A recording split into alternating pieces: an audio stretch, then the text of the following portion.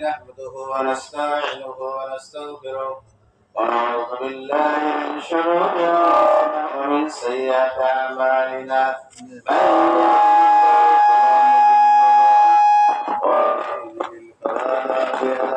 وأشهد أن لا إله إلا الله وأشهد أن محمدا عبده ورسوله أما بعد فإن خير الحديث كتاب الله وخير الهدي هدي محمد صلى الله عليه وسلم وشر الأمور محدثاتها وكل محدثة بدعة وكل بدعة ضلالة وكل ضلالة في النار ربي هب لي من الصالحين فبشرناه بغلام حليم وقال رسول الله صلى الله عليه وسلم وقال رسول الله صلى الله عليه وسلم قدموا ضحاياكم فإن على الصراط متاعكم الله أكبر الله أكبر لا إله إلا الله والله أكبر الله أكبر ولله الحمد সম্মানিত উপস্থিতি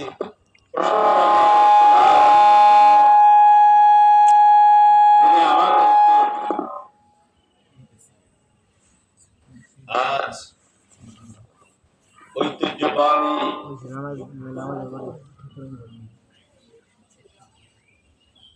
৩,০০০ বছরের ইতিহাস বিজড়িত দিনে আমাদের আজকে এখানে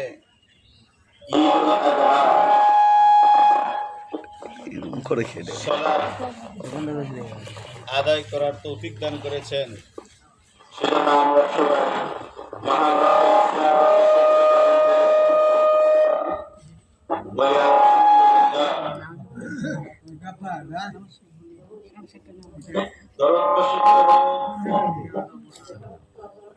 সাইয়্যিদুল মুরসালিন নবী মুহাম্মদ সাল্লাল্লাহু আলাইহি ওয়াসাল্লামের উপরে সাল্লাল্লাহু আলাইহি ওয়াসাল্লাম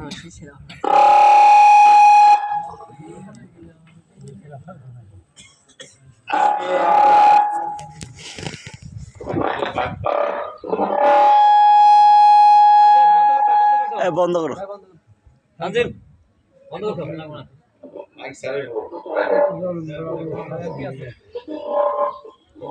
বলে বলে কমাই দেন আর ফোন দে ঝালা খেয়ে হযরত ইব্রাহিম আলাইহিস সালাম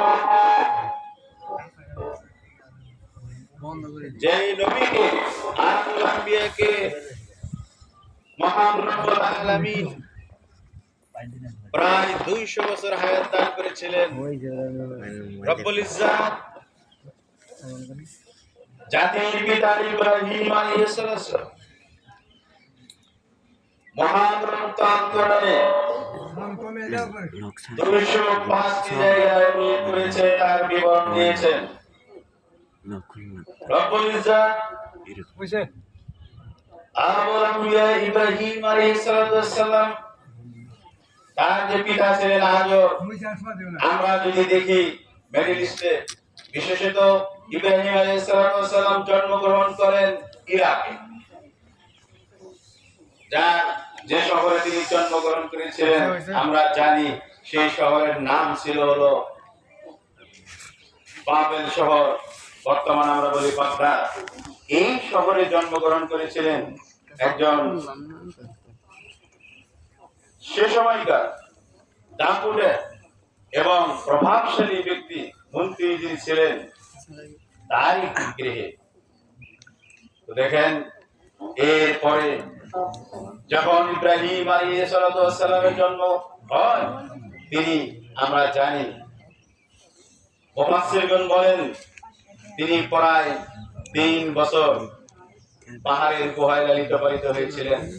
ইমাম কুরতুবী বর্ণনা করেন এই ইব্রাহিম আলাইহিস সালামকে তার জন্ম ঠেকানোর জন্য এহেন পরিস্থিতি নয়, এহেন অবস্থা নয়, সবগুলো যত কিছু করতে হয় সব করেছিল সেই নম্র, কিন্তু তারপরেও তিনি জন্মগ্রহণ আল্লাহ রাব্বুল আলামিন তাকে মানে জন্মগ্রহণ করেছেন। তারপরে জন্মের পরে বলা হয়েছে যে ইব্রাহিম আলাইহিস সালামের হাতের তিন আঙ্গুলে তিন ধরনের খাবার ব্যবস্থা আল্লাহ রাব্বুল আলামিন করেছিলেন। এক এক আঙ্গুলে দুধ আসতো, আর এক আঙ্গুলে মধু আসতো, আর এক আঙ্গুলে আসতো পানি। তো এইভাবে তিনি আস্তে আস্তে বড় হন। এই এক পর্যায়ে তিনি আবার ওই পাহাড় থেকে এই বাবার যে আবাসস্থল সেখানে চলে আসেন। দেখা যায় হযরত ইব্রাহিম আলাইহিস সালামের পিতা তিনি পুরোহিত ছিলেন, কিন্তু এই পুরোহিতের ঘরেই তো তাওহীদের একাত্ম বাণী ছড়াইতে হবে, তাই রব্বুল ইজ্জাত এই ব্যবস্থা করেন। তো আপনারা সবাই জানেন, আমরা জানি যে ইব্রাহিম আলাইহিস সালাম সহিহ বুখারীতে এসেছে যে ইব্রাহিম আলাইহিস সালাম বলা হয়েছে যে তিনটি একটু সঞ্চা তৈরি করেছিলেন, আর স্পষ্টভাবে বলা হয়েছে যে তিনটি মিথ্যার আশ্রয় নিয়েছিলেন, যদিও এটা মিথ্যা নয়। তো তার ভিতরে একটি ছিল যে ইব্রাহিম আলাইহিস সালাম তার সম্প্রদায়কে, তার পিতাকে বলতেন যে তোমরা যার ইবাদত করো এটা তো কোনো কিছু তোমাদের উপকারও করতে পারে না, ক্ষতিও করতে পারে না, তোমরা যা বলো সেটা শুনতেও পারে না এবং তারা কথাও বলতে পারে না। এবং যে কথা ঠিক আছে, কিন্তু আমাদের পূর্বপুরুষ থেকে আমরা করে আসছি এটাই করবো, মানে এটা মূর্তি পূজা করতে পারে। তো তখন কি হলো, একদিন তাদের পূজা মণ্ডপে মেলা যখন বসলো, তখন ইব্রাহিম আলাইহিস সালামকে দাওয়াত দিল যে আসো আমাদের পূজা মণ্ডপে পূজা পর্বণে অংশগ্রহণ করো। কিন্তু ইব্রাহিম আলাইহিস সালাম তখন বলেছিলেন ইন্নী সাকিম, আমি অসুস্থ। কিন্তু ইব্রাহিম আলাইহিস সালাম অসুস্থ ছিলেন না, মানে ইব্রাহিম আলাইহিস সালাম বলে তিনটা মিথ্যা কথা বলেছেন, কিন্তু এই দিনে ইব্রাহিম আলাইহিস সালাম অসুস্থ ছিলেন না। তো অসুস্থ ছিলেন না, তাহলে কেন বললেন? অসুস্থ হলো কয়েক ধরনের হতে পারে, একটা শারীরিক অসুস্থ আর একটা মানসিক অসুস্থ। তো পুজো মণ্ডপে যে পূজা অর্চনা চলে, এটা ইব্রাহিম আলাইহিস সালামের কাছে মানসিকভাবে অস্বস্তি দানকারী ছিল। এই জন্য তিনি বললেন যে আমি মানসিকভাবে অসুস্থ, তোমাদের সাথে পুজোতে যাব না। তো যাই হোক, এরপরে কি হলো, ইব্রাহিম আলাইহিস সালাম মনে মনে ভাবতেন যে পূজা মণ্ডপের দেব দেবী দেবতা যত আছে, ছোট বড় মাঝে সেজ সব ভেঙে ফেলবো, সুযোগ খালি আসলেই হয়। তারপরে কি হলো, তারা পূজা মণ্ডপের মূল যে কেন্দ্র সেখানে চলে গেল, তাদের যে দেবীর ঘর সেখানে যখন ইব্রাহিম আলাইহিস সালাম টাকা পাইলেন, তখন কি করলেন, কুঠার দিয়ে সব ভেঙে কুঠারটা বড় এই মূর্তির মাথার মানে ঘাড়ের উপরে আবার জ্বলাই দিচ্ছেন। এখন সবাই চলে আসছে, আসার পরে যখন দেখলো যে এই সবগুলো ভেঙেছে, তখন আল্লাহ রাব্বুল আলামিন কোরআনে যেটা বলছেন, ইব্রাহিম আলাইহিস সালামকে সবাই বলেছে, হে ইব্রাহিম, আমাদের এই দেবদেবী এই দেবতাগুলো ভাঙলো কে? তো বললো তুমি কাদেরকে জিজ্ঞেস করো, এতজন এখানে তোমরা রাখছো, একজন আরেকজনকে ঠেকাইতে পারতো, তাহলে তো কেউ ভাঙতে পারতো না। তো বলে এরা তো ঠেকাতে পারে না, তখন তাদেরকে জিজ্ঞাসা করো কে ভাঙছে, তো বলতেও পারে না। তখন ইব্রাহিম আলাইহিস সালাম বললেন, যারা নিজেদেরকে নিজেদের অস্তিত্ব রক্ষা করতে পারে না, যারা কিছু বলতেও পারে না, তাদের পূজা কেন করো? সবাই বললো আরে ভাঙলো কে, তার কথা বলো। তো তখন ইব্রাহিম আলাইহিস সালাম বললেন, মাল বালফালা কবীরুহুম, বলে এদের বড় জনই ভাঙছে, অস্ত্র যার কাছে আসামি সে হত্যা করছে, কে এটা দেখার দরকার নাই, মূলায়নটা কি, অস্ত্র যার কাছে আসামি সে। এখন তখন ইব্রাহিম আলাইহিস সালাম বললেন এই বড় জনের ঘাড়ে কুঠার আছে ওই ভাঙছে। তো তখন সবাই বলছে না, এই ওই ভাঙবো কেন, ও তো ভাঙতে পারে না। তো এইখানে দুটো অর্থ, এখানে ইব্রাহিম আলাইহিস সালাম যেটা বলছেন বাল ফালা কাবীরুহুম, তাদের বড়জন ভেঙেছে, একটা অর্থ হলো প্রথম স্বাভাবিক বলা যায় যে তাদেরকে বলছেন তোমাদের বড় মূর্তি এটা ভাঙছে, আসলে তো মূর্তি ভাঙতে পারে না, ওরাও প্রকাশে যে গেল। পক্ষান্তরে এটা একটা অর্থ, এই সমাজের লিডারকে, এই সমাজের চেতনাকে সেই ভাঙছে, বড় যে লিডার সেই ভাঙছে, সেই লিডারকে হযরত ইব্রাহিম আলাইহিস সালাম। যাই হোক, এরপরে তার কঠিন শাস্তির ব্যবস্থা হলো, তারপরে তাকে আগুনে ফেলা হলো। তো এখানে অনেক ঘটনা আপনারা সবাই জানেন। তো ইব্রাহিম আলাইহিস সালামের প্রতিটা পদে পদে পরীক্ষা ছিল। তখন তাকে যখন আগুনে নিক্ষেপ করা হলো, তখন বলা হয় যে চরক গাছ উঠতেছিল না, উড়াইতে পারতেছিল না, তখন ইবলিস মিস্টার শয়তান এসে বলেছিল, বিভিন্ন ভাবে কৌশল করে তাকে ফেলানো হলো। কিন্তু এই আগুন বা যত জীবজন্তু কীট পতঙ্গ যা আছে এই পৃথিবীতে, আসমান জমিনে, সব বিশ্ব নিয়ন্তা মহান রব্বুল আলামিনের কথা শুনে, হুকুম মানে আগুনে ফেলে যখন হয়ে গেল, ফেলে দিয়েছে, সঙ্গে সঙ্গে আল্লাহ রাব্বুল আলামিন বললেন, কুল্লা ইয়া নারু কুনি বারদাও ওয়া সালামান আলা ইব্রাহিম। আল্লাহ রাব্বুল আলামিন আগুনকে বলে, আগুন তোমার প্লেস স্তব্ধ করো, তুমি একেবারে ইব্রাহিমের জন্য এয়ার কন্ডিশন হয়ে যাও। সুবহানাল্লাহ। দেখা গেল সবাই মনে করছে যে ইব্রাহিম আজকে আগুনে পুড়ে সব শেষ হয়ে যাবে, কিন্তু ইব্রাহিম আলাইহিস সালাম ওইভাবেই থাকলেন। আবার সেখান থেকে বের হয়ে এরপরে আবার যাত্রা শুরু। তারপর ইব্রাহিম আলাইহিস সালাম তার দেশ জন্মভূমি ত্যাগ করে তিনি কি করলেন, ফিলিস্তিনে চলে গেলেন, কিরান শহরে বসবাস শুরু করলেন। সেখানে থাকতে থাকতে আবার পরীক্ষার পর পরীক্ষা আসতে শুরু করলো, দুর্ভিক্ষ দেখা দিল। তখন ইব্রাহিম আলাইহিস সালাম আবার এই ফিলিস্তিনের কিরান থেকে মিশরে গেলেন। তো মিশরের আবার সেই সময়কার যে ফেরাউন বলতে প্রধানমন্ত্রীকে একটা উপাধি তাদের, তো সে ছিল এমন যে যদি কোন স্বামী আর স্ত্রী একসাথে তার এই দেশ দিয়ে তার এই জায়গাকে অতিক্রম করে, তাহলে স্বামীকে হত্যা করে এবং স্ত্রীকে সে রেখে দেয়, নষ্টামি বদনামি শয়তানি করার জন্য। তো ইব্রাহিম আলাইহিস সালাম যখন সেখানে গেলেন, তখন খবর হয়ে গেল রাজার কাছে যে পরমা সুন্দরী নারী চলে আসছে। তখন সারার বয়স, ইব্রাহিম আলাইহিস সালামের স্ত্রীর বয়স 70-এর উপর। তো বলা হয়েছে এই দুনিয়াতে সবচেয়ে বেশি সুন্দরী ছিলেন হাওয়া, আল্লাহ আদম আলাইহিস সালামের আমাদের আদি মাতা, তারপরেই ছিলেন সারা। তো এরপরে যখন এই সারা মানে হযরত ইউসুফ আলাইহিস সালামের দাদি, তো ইউসুফ ওখান থেকে সৌন্দর্য পেয়েছিলেন ইউসুফ আলাইহিস সালাম। তো এরপরে যখন ওখানে গেছেন, তখন ইব্রাহিম আলাইহিস সালাম তার স্ত্রীকে বললেন, শোনো, এই পৃথিবীতে এখন আমি আর তুমি ছাড়া কোনো মুমিন নাই, অতএব আমরা দুজন ভাই বোন হতে পারি। তাহলে যদি এই বাদশার কাছে আমরা যাই, এই এলাকায় যাব, তখন পরিচয় দিবে যে আমি তোমার ভাই লাগি, তুমি আমার বোন লাগো। তো এই যে একটা, ওই যে একটা মিথ্যা আর এই একটা মিথ্যা বলা হয়, যে ইব্রাহিম আলাইহিস সালাম বললেন এটা আসলে মিথ্যা নয়, একটা কৌশল অবলম্বন, যে ভাই বোন হলে সেই মেয়েকে ওই ভাইয়ের কাছ থেকে রাজা ছিনিয়ে নেবেন না। তো তারপরেও রাজার কাছে যখন সংবাদ গেছে, তখন তাকে ছিনিয়ে নিলেন। সহিহ বুখারীতে আসছে, এবার ইব্রাহিম আলাইহিস সালাম নামাজে দাঁড়িয়ে গেলেন এবং সারাকে ওই রাজ দরবারের লোকরা রাজার সামনে নিয়ে গেল, এবং রাজা কি করলো, তার সাথে অপকর্ম করার চেষ্টা করলো। একবার নয়, দুইবার নয়, 3 বার চেষ্টা করলো। তখন এই সারা তিনি করলেন তিনি উযু করে নামাজে দাঁড়ালেন, বললেন, আল্লাহ, আমি আমার লজ্জাস্থান শুধু আমার স্বামীর জন্য বইতে রেখেছিলাম, আজকে যদি আমি অপরাধের শিকার হয়ে, আল্লাহ তুমি হেফাজত করো। আমানতু বিরাসূলি, আমি তোমার রাসূলের প্রতি, তোমার প্রতি ঈমান আনয়ন করেছিলাম। আল্লাহ, এই আল্লাহর কাছে দোয়া করার কারণে এই নমরুদ মানে এই ফিরাউন যে অপকর্ম করতে চেয়েছিল, সে কিন্তু পারল না।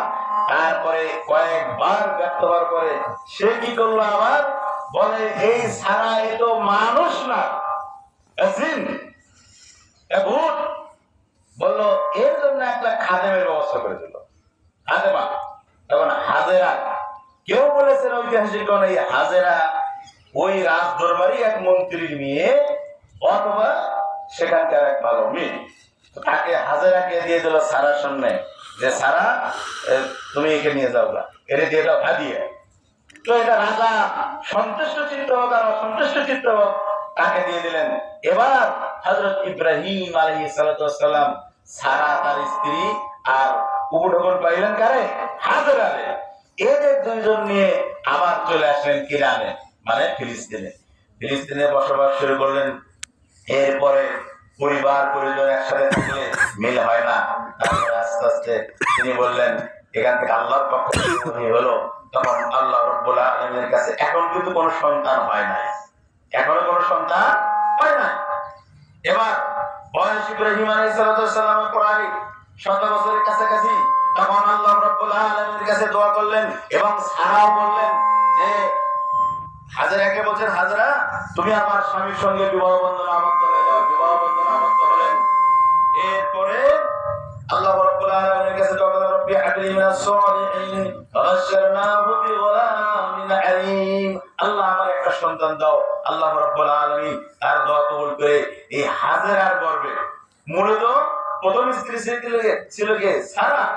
তার গর্ভে নয়, হাজেরার গর্ভে আল্লাহ রাব্বুল আলামিন ইসমাঈল আলাইহিস সালামকে দিলেন।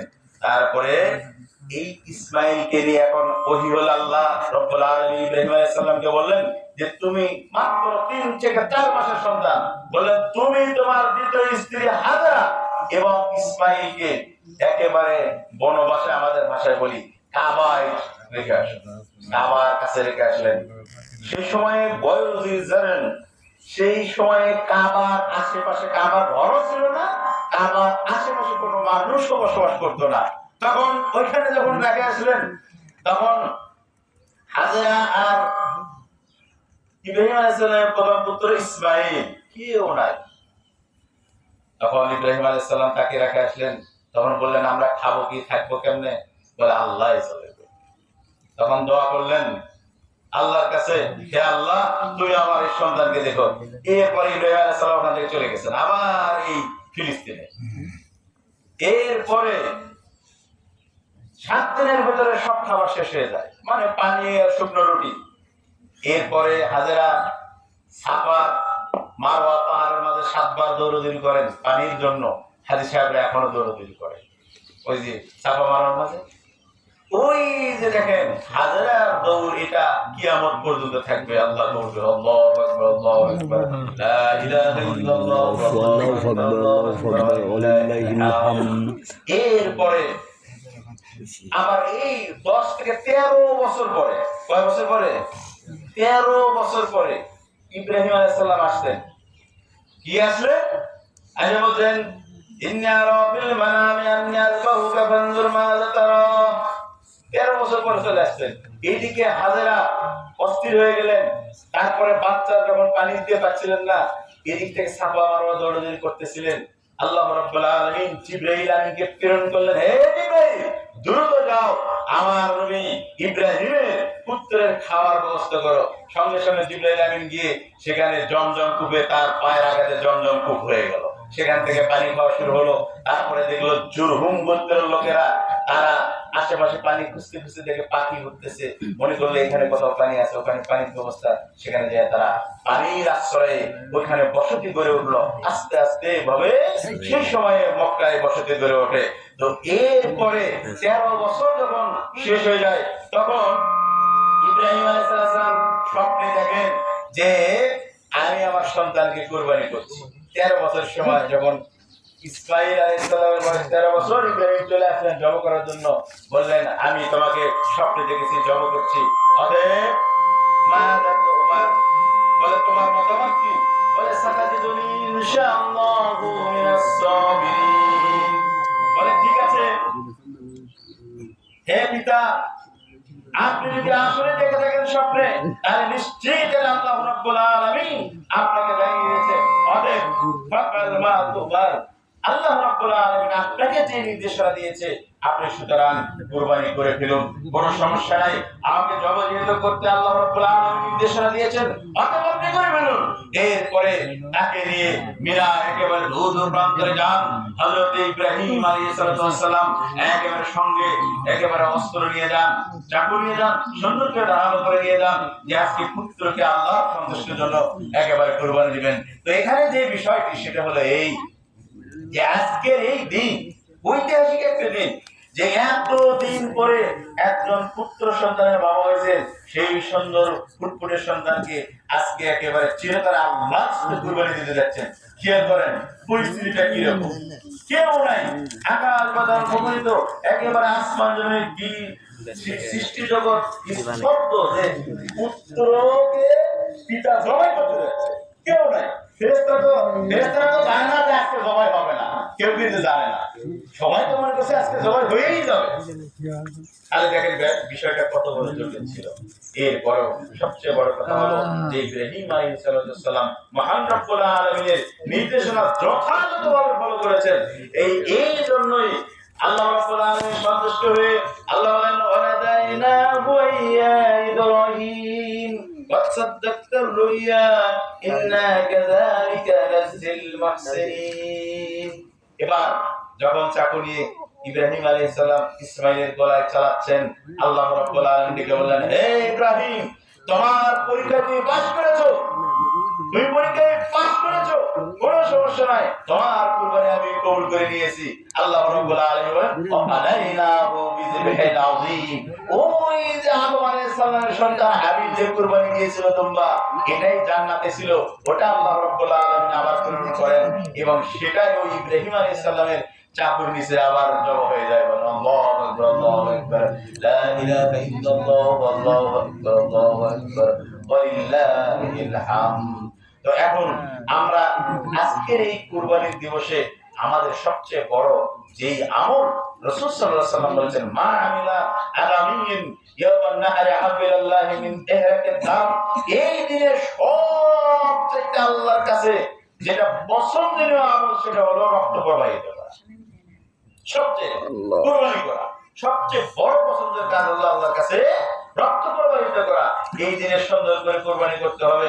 এখন আসেন কুরবানিটা করব, আমরা অবশ্যই তো করব, কিন্তু আমরা অনেকেই নিজেরা জব করতে পারি না, এটা একটা আছে। আবার অনেকেই মনে করি যে জব করব কি বলে, তাই না, বিসমিল্লাহি আল্লাহু আকবার। আবার অনেক সময় অনেকে জব করতে গিয়ে ভুলে যায়।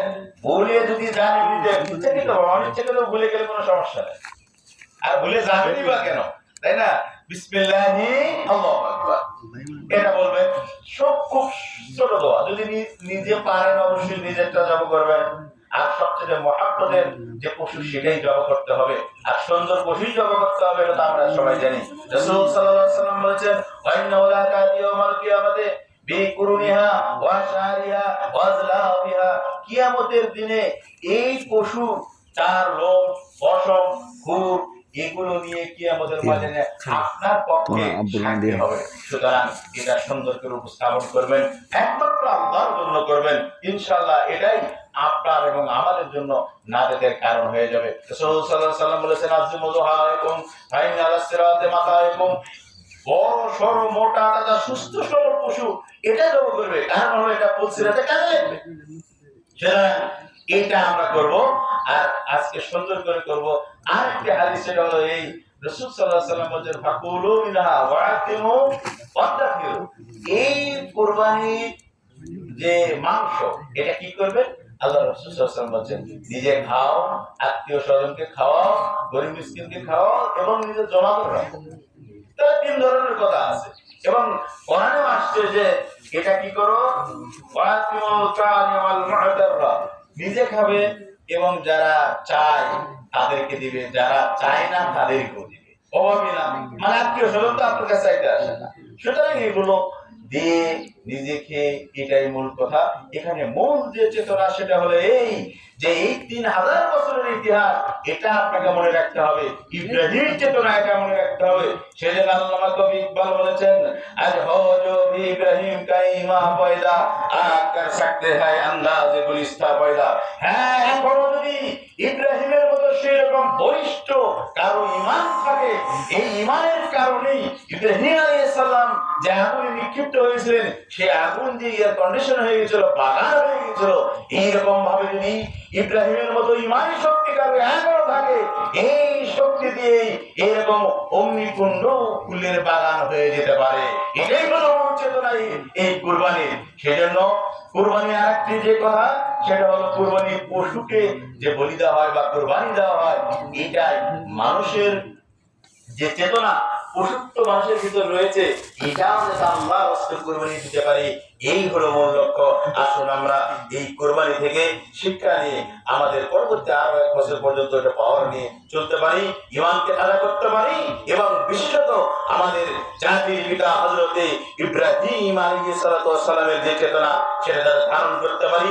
সর্বক্ষেত্রে প্রতিকূলতার পরিবেশে, যে কোনো পরিবেশে তাওহীদ একত্ববাদ যাতে আমরা লালন করতে পারি এবং বাতিলের সাথে কোন প্রকার যাতে সংমিশ্রণ এবং তাদের সাথে আপোষহীন ভাবে যাতে আমরা জীবন পরিচালনা করতে পারি, আল্লাহ রাব্বুল আলামিন আমাদের সবাইকে তৌফিক দান করুন। আমিন আমিন। আল্লাহ আমাদের ভিতরে যারা অসুস্থ রয়েছে প্রত্যেককে তুমি পূর্ণাঙ্গ সুস্থতা দান করো আল্লাহ।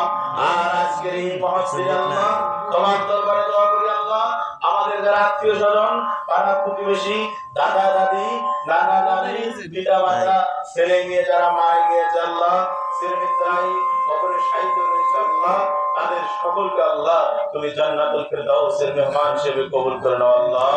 আমাদের সকলের কুরবানি আল্লাহ, যে যেভাবে পেরেছে আল্লাহ সংগ্রহ করেছে আল্লাহ, সকলের কুরবানি আল্লাহ তোমার দরবারে কবুল করে নাও এবং আমাদের সকলের জন্য এই কুরবানি নাজাতের ওসিলা করে দাও আল্লাহ। আমাদের সকলের ইবাদত বন্দেগী তাসবিহ তাহলিল কুরবানি এবং গোশত সবগুলোর বিনিময়ে আল্লাহ তুমি আমাদের সকলকে জান্নাতুল ফেরদাউসের মেহমান হিসেবে কবুল করো আমিন। রব্বানা তাকাব্বাল মিন্না দুআ ইন্নাকা আনতাস সামিউল আলিম ওয়া তুব আলাইনা ইন্নাকা আনতাত তাওয়াবুর রহিম। সুবহান রাব্বিকা রাব্বিল ইজ্জাতি আম্মা ইয়াসিফুন ওয়া সালামু আলাল মুরসালিন আলহামদুলিল্লাহি রাব্বিল আলামিন। আসসালামু আলাইকুম ওয়া রাহমাতুল্লাহ।